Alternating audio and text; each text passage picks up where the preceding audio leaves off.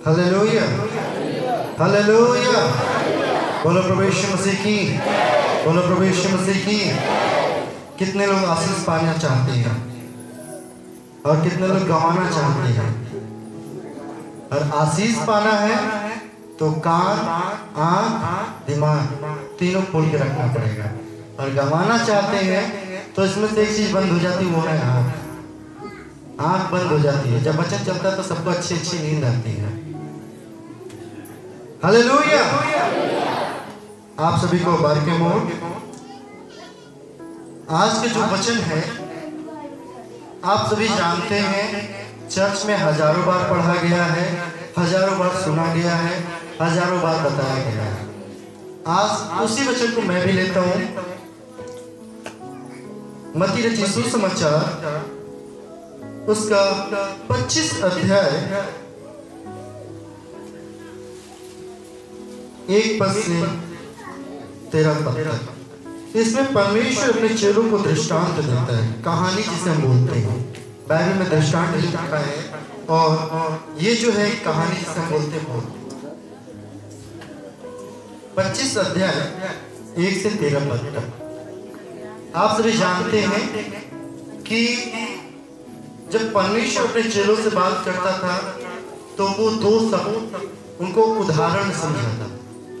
उदाहरण में समझाने पे ज्यादा समझ में आता है। तो परमेश्वर अपने चेलों से बातें करता था तो उनसे कहानियों के माध्यम से उन्हें समझाने की बार बार कोशिश करता था। Hallelujah, hallelujah. आइए हम परमेश्वर वचन को सुनने से पहले अपने आप अपने मन को तैयार करें। शरण विराजमान पिता परमेश्वर, हम आपका धन्यवाद देते खुदावंद कि हमें इस मध्यास्था इस वचन के समय तक पहुंचाया। तो इसमें हम आपका धन्यवाद देते हैं प्रभु। आपके वचनों को समझने की ज्ञान समझते हैं ताकि हम समझने पाए और आपके हर एक गहराई भेद को समझने वाले बन पाए। हम आपका धन्यवाद देते हैं, ईश्वर के नाम में मांगते हैं, आमीन। हालेलुया।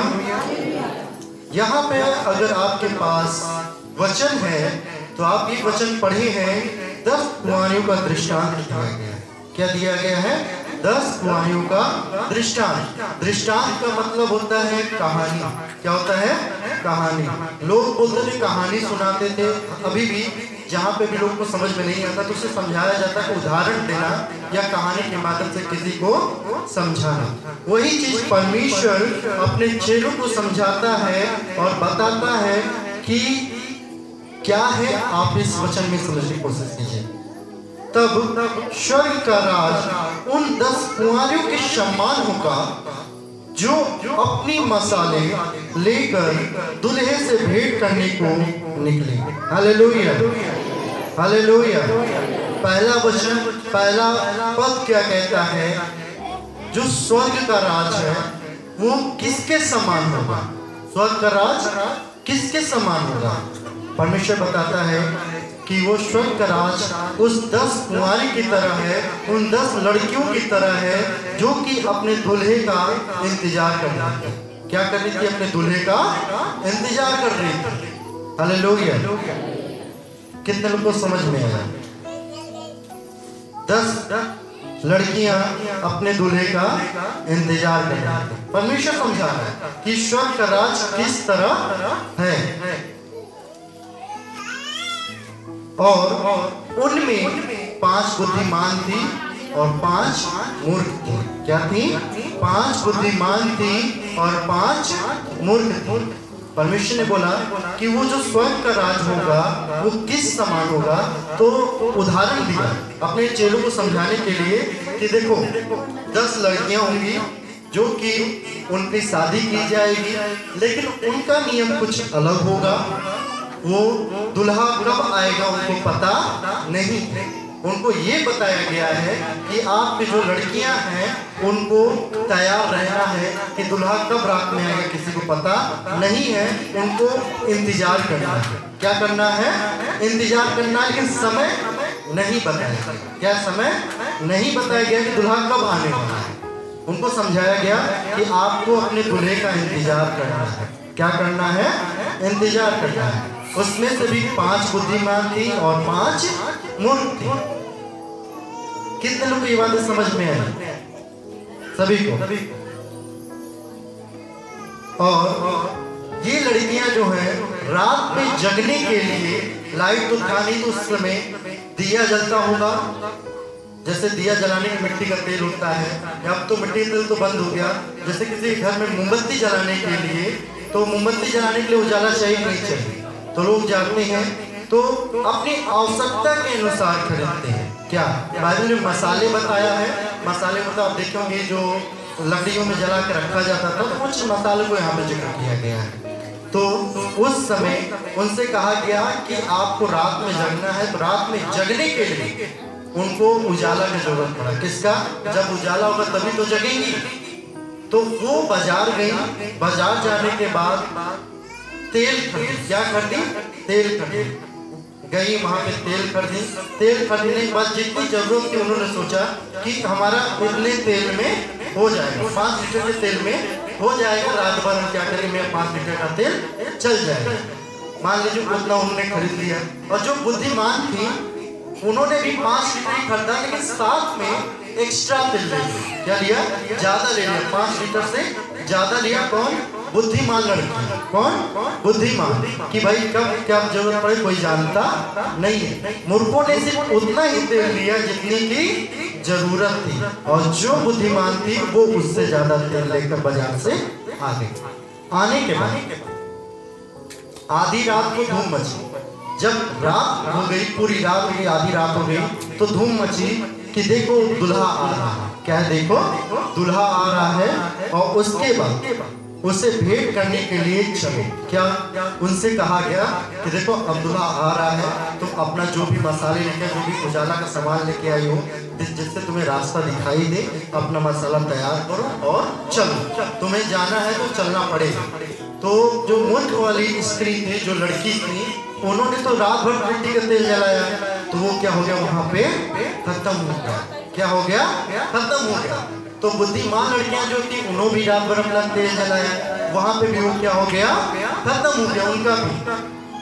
तो अब जाने के लिए उजाले की जरूरत थी।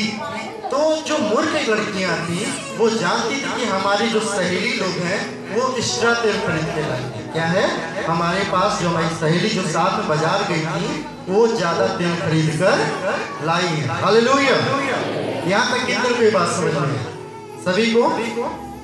जब ये बात वो जानती थी कि हमारी सहेली लेकर आई है, तो उठने बात कही कि जो तेल आपने एक्स्ट्रा खरीदा है उसमें से कुछ तेल हमें भी दे दो ताकि हम चल सके, हमारा तेल खत्म हो चुका है। तो उन्होंने कहा देखो बहन, हमारे पास जो तेल हमने साथ में खरीदा तो वो तो खत्म हो चुका है, अब उतना ही तेल है जितने में हमारा काम हो सके, उससे ज्यादा तेल हमारे पास नहीं है। एक काम करो, आप बाजार जाओ, बाजार से तेल खरीद कर ले आओ, फिर चले आए। Hallelujah, hallelujah. ये बात यहाँ पर लिखी है। और मूर्खों ने समझदारों से कहा अपने तेल में से कुछ हमें भी दो, थोड़ा सा तेल हमें भी दो। और समझदारों ने कहा अपने तेल में से, क्योंकि हमारी मसाले बुझी जा रही है। उन्होंने कहा हमारी जो लाइट वाला काम था, जो भी तेल वाला काम था वो खत्म हो चुका है, तो अभी अब तेल दोगे तो तभी हम जला सकते हैं। डिबरी जलती है ना, लालटेन, हमारा जो लालटेन का तेल है खत्म हो चुका है, आप थोड़ा सा तेल हमें दे दो ताकि हम भी अपना उजाला कर सके, हमें भी रास्ते में दिखाई दे। हालेलुया। परंतु समझदार जो लड़कियां थी उन्होंने कहा हम नहीं दे सकते, कदाचित नहीं, या तुम्हारे लिए पूरा नहीं होगा। ये तेल इतना है कि अगर हम तुम्हें दे देंगे और हम भी रखेंगे तो इतना पूरा नहीं हो सकता है। सिर्फ ये एक ही लोग के लिए हो सकता है, तुम्हें ही हो जाए या हमें भी पूरा हो जाए, लेकिन दोनों को नहीं हो सकता। अगर हम बांट देंगे ना तुम भी रास्ते तक पहुंच सकते हो ना हम भी पहुंच सकते हैं। हालेलुया। उसके बाद उन्होंने कहा जाओ बाजार में। जब वो उन्होंने पास जाकर मोल लिया, कदाचित नहीं, तुम्हारे लिए पूरा नहीं होगा। भला यह है कि तुम बेचने वाले के पास जाकर अपने लिए क्या करो, तेल को मोल लेकर आओ। कौन कहा? समझदारों ने कहा। और जब वो मोल लेने गई, जब वो तेल को खरीदने जा रही थी, तो दूल्हा तुरंत आ पहुंचा। हालेलुया।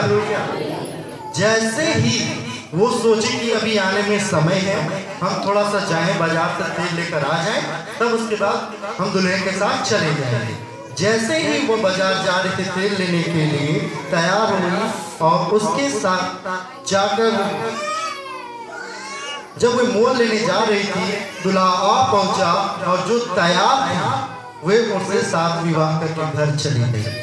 जो लड़कियां पहले से तैयार थी, जो समझदार थी, दूल्हा आया, उन्हीं को लिया, 5 समझदारों को लेकर चला गया। और जो 5 मूर्ख वाली लड़कियां थी, वो तेल लेने बाजार गई थी कि अभी आने में समय कुछ देर, तब तक हम तेल लेकर आ जाएंगे, फिर हम अपने दूल्हे के साथ क्या है चले जाएंगे। हालेलुया।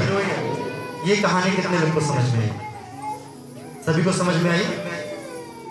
ये परमेश्वर ने दृष्टांत दिया, अपने चेलों को बताया कि 5 समझदार 5 मूर्ख, जिसमें से मूर्खों का तेल खत्म हो गया और समझदार जो थी वो क्या अपने दूल्हे के साथ चले गए। अब ये बात आज आप देखिए, हम क्या है, परमेश्वर ने हमें एक आज्ञा दी है। क्या आज्ञा दी है? 10 आज्ञा में एक आज्ञा ये भी है कि तुम्हें पवित्र दिन मानना है। इतवार का दिन, संडे का दिन कौन सा दिन है? पवित्र दिन है। कौन सा दिन है? सब्त का दिन कौन सा दिन है? पवित्र का दिन है। हालेलुया। परमेश्वर ने इस दिन बहुत लोगों को चंगा किया है, बाइबल में जिक्र है। हालेलुया। लेकिन हम क्या होते हैं कि हम अपने आप को इस दिन लाते नहीं है। संडे के दिन को हम पवित्र मानते नहीं है। जैसे आज सुबह पापा नहा रहे थे तो फोन आया कि भैया फादर से दुआ करा दीजिए, हम बहुत परेशान में हैं। तो हम बोले चाची आप आ रही नहीं चर्च? उन्होंने कहा आज हम चर्च नहीं आ पाएंगे, हमें क्या है खेत में काम करना है, बिया लगना है।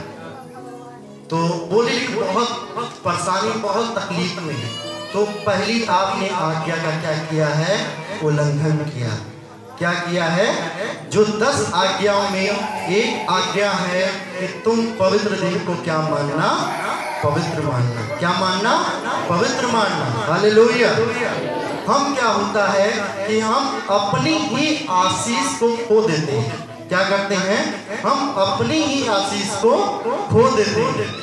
जिस दिन ऐसा होता है कि हम हर एक दिन जा रहे हैं, जिस तरह 5 मूर्ख थी, उन्होंने सोचा कि हमने तेल तो ले लिया है, इतने में हमारा काम हो जाएगा। लेकिन ये होता है कि जब मेन जिस दिन आशीष पाने का समय हुआ, उनको जब जाने का समय हुआ, तो मेन मौके पे तेल क्या हो गया? खत्म हो गया। क्या हो गया? तेल खत्म हो गया। जब आपको आशीष पाने की जरूरत होती है तो आप कहाँ होते हैं? घर होते हैं। कहाँ होते हैं? परमेश्वर सोचता है कि आज हमें इन्हें चंगा करना है, आज हम इन्हें चंगा करना चाहते हैं, आज हम इन्हें आशीष देना चाहते हैं, लेकिन वो आज आए ही नहीं। हालेलुया। कितने लोग को समझ में आया?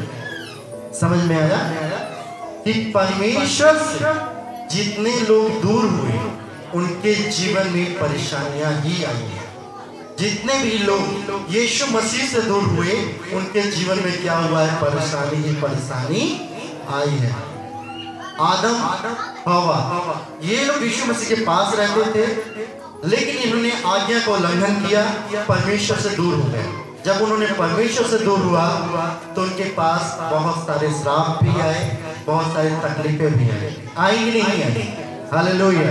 और जिसके पास परमेश्वर होता है उसके जीवन में हरियाली होती है। क्या होता है? हरियाली होती है। परमेश्वर कहता है सच्ची दाखलता मैं हूं। क्या कहता है? सच्ची दाखलता मैं हूं और मेरा पिता कौन है? किसान है। कौन है मेरा पिता? किसान है। सच्ची दाखलता परमेश्वर है। जब पेड़ जो होता है वो नीचे से निकलता है, लेकिन जो उसकी शाखाएं होती हैं बहुत होता है। क्या होता है? बहुत होता है। लेकिन जब उसी शाखा को काट दिया जाए तो वो किसी काम का होता नहीं है। वो शाखा, वो डाली पेड़ से अलग हो जाए तो फल ला सकती है? नहीं ला सकती। कभी भी ला सकती है? कभी भी नहीं ला सकती वो डाली। बस ये होगा लोग उसे उठाएंगे और आग में जला देंगे। क्या करेंगे? क्या करेंगे? सुखा के आग में जला देंगे, उसका कोई काम नहीं। लेकिन जो डाली उसमें जुड़ी रहती है हमेशा हरी भरी रहती है और फलवंत रहती है। क्या रहती है? फलवंत रहती है। Hallelujah, hallelujah. यही चीज हम यहाँ पे भी देखें तो अगर आपके पास कलाम में दूसरा देख लीजिए, लूका रचित सुसमाचार उसका 10 अध्याय 7 पद। ये दूसरा टॉपिक यहाँ पे लिखा है कि क्योंकि मजदूर को अपनी मजदूरी मिलनी चाहिए। Hallelujah, hallelujah. कि जितने लोग काम करने जाते हैं, कोई कहता है कि हमें मजदूरी नहीं चाहिए, कोई कहता है, कोई नहीं कहता। अधिकार के साथ लड़ता है, भैया हमने काम किया है तो हमें पैसे चाहिए। कहते नहीं कहते हैं? तो अगर आपको परमेश्वर से आशीष चाहिए तो आप परमेश्वर के लिए क्या करते हैं? क्या करते हैं परमेश्वर से? अगर आपको आशीष चाहिए तो क्या करते हैं? परमेश्वर ने कहा है मजदूर को मजदूरी मिलनी चाहिए। उसका आकाश टल जाएगा, पृथ्वी टल जाएगा, लेकिन उसकी बातें कभी टलने वाली नहीं है। परमेश्वर खुद कह रहा है मजदूर को मजदूरी मिलनी चाहिए। तो आप क्या करते हैं कि परमेश्वर आपको मजदूरी दे? क्या करते हैं? परमेश्वर को कुछ तो करना चाहिए। अगर आपको आशीष चाहिए, परमेश्वर से मजदूरी चाहिए, तो परमेश्वर के लिए कुछ तो करना चाहिए आपको। क्या करते हैं आप? सभी लोग बोले कुछ करते हैं। प्रार्थना तो आप करो, परमेश्वर के लिए आपने क्या किया? परमेश्वर से प्रार्थना करते हैं, आप अपनी परेशानी को परमेश्वर के सामने क्या करते हैं? रखते हैं। तो वो तो आपकी बात नहीं, परमेश्वर के लिए आपने क्या किया कि परमेश्वर आपको अपनी तरफ से दे। हालेलुया। परमेश्वर की सेवा करना है। क्या करना है? सेवा करना है। और सेवा कैसे होती है? आपको पहला काम